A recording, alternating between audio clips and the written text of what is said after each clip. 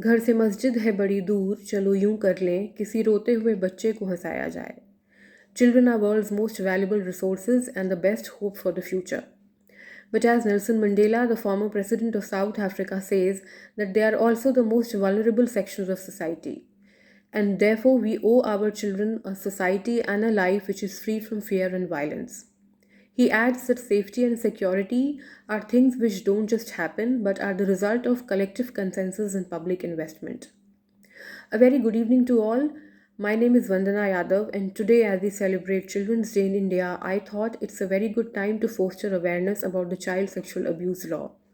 In this video, we'll be talking about the POCSO Act, the Protection of Children from Sexual Offences Act. The need of the Act, the objectives of the Act, the 5 key features of the Act, the POCSO 2019 Amendment Bill, some significant judicial pronouncements, and hence the conclusion. So let us have a look. So why was this act needed?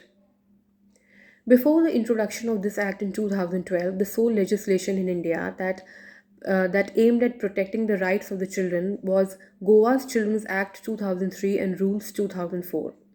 Under IPC 1860, child sexual abuse accounted to an offence or for an offence under Section 375, Section 354, and Section 377.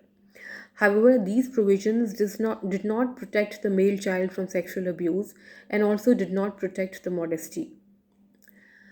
And therefore, owing to the lack of any specific legislation, with the efforts of multifarious NGOs, activists, and the Ministry of Women and Child Development, the POCSO Act 2012 was brought into force, today, 10 years back.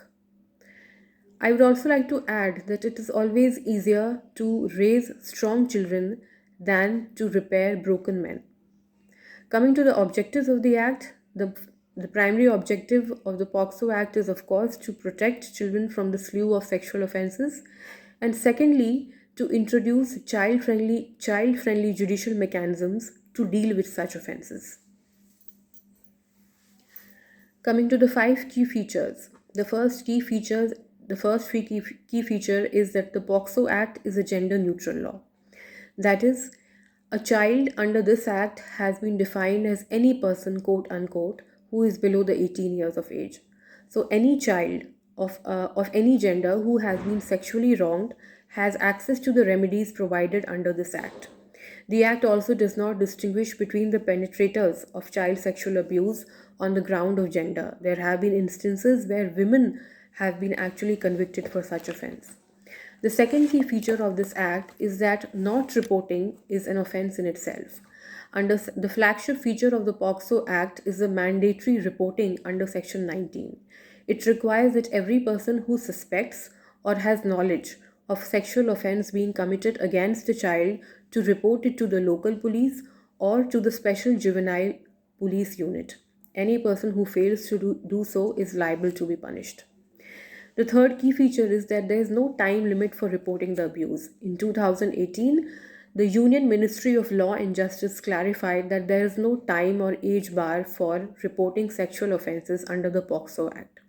And so a report can be made even after many years of the committing of an offence against a child. The fourth key feature is maintaining of the confidentiality of the victim.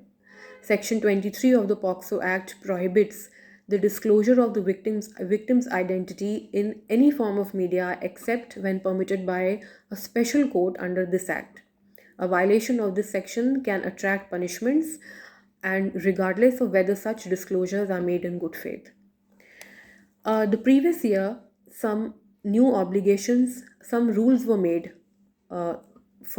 regarding the POCSO Act. A fresh set of POCSO rules were introduced, and there are 3 chief takeaways from these rules for any organization which is dealing with children. The first is that the requirement to conduct a periodic police verification and a background check of every employee who interacts with the child. Secondly, any institution housing children must impart regular training to sensitize the employee regarding child safety and protection. Thirdly, and most importantly, every institution has to adopt a child protection policy which is based on the principle of zero tolerance to violence against children. This policy must mirror the child protection policy of the state government in which the organization operates. The POCSO Protection of Children from Sexual Offences Act 2019 Amendment Bill. This was introduced in Rajya Sabha by the Minister of Women and Child Development, Mrs. Smriti Zubin Irani, on the 18th of July 2019. The bill increases the punishment from 7 to 10 years. It further adds that if a person commits penetrative sexual assault on a child below the age of 16 years, he will be punishable with imprisonment between 20 years and to life imprisonment and plus fine.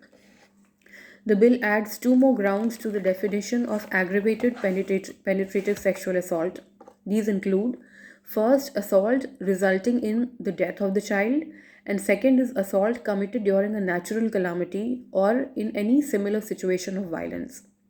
The bill increases the minimum punishment from 10 to 20 years and the maximum punishment to death penalty. The 2019 Amendment Bill has also defined child pornography as a visual depiction of sexually explicit conduct involving a child, including the photograph, video, digital, or computer generated image, which is indistinguishable from an actual child. The bill adds two other offenses for the storage of pornographic material involving children, and these include: the first is failing to destroy or delete or report pornographic material involving a child, and second is transmitting, displaying, distributing such material except for the purpose of reporting it. Talking about some significant judicial pronouncements, there is Bijoy Kumar versus State of West Bengal, Vishnu Kumar versus State of Chhattisgarh, Dinesh Kumar Maurya versus State of UP, the Youth Bar Association of India versus Union of India, Sampurna Behrua versus Union of India. In the Attorney General of India versus Satish, the Supreme Court quashed the impugned skin-to-skin judgment of the Bombay High Court and held that the most important ingredient of the offence of sexual assault under Sections 7 and 8 of the POCSO Act is sexual intent and not skin-to-skin contact. This was all about today's video, and conclusively, all I have to say is that a child too is a human being and has human rights and has a right to justice. In order to ensure that our justice giving process does not become another trauma for our little children, the enforcement of POCSO Act was very much necessary, and hence the special law was the need of the hour. Thank you, and a very happy Children's Day to all.